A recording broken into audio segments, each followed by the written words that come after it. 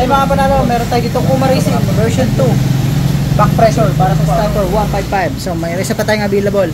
So sa lahat ng gusto kumuha nito, pumunta na kayo sa shop, unahan kayo, isa na lang. So parating ka pa ba? Wala na. Wala na. Okay, so dadalawa natin sa shop namin at ngayong araw ay nabili na itong isa.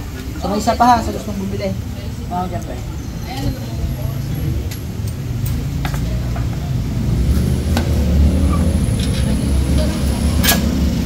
So plug and play mga bossing, wala kayong tatabasin na maski kung ano-ano pa.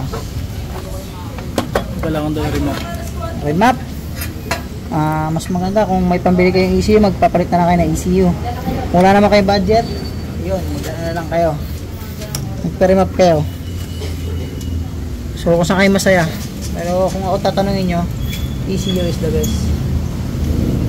Fully programmable, yung mga Datatech yan. Kung gusto nyo magpatuon ng ECU kay BB Labs Racing, Datatech, RC Mini.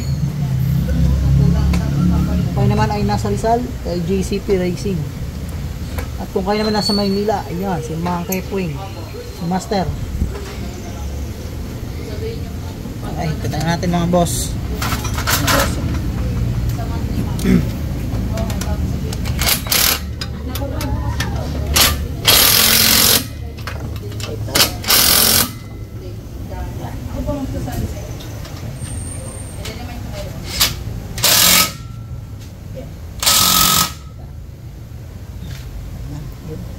Sound check mga boss. Ito na.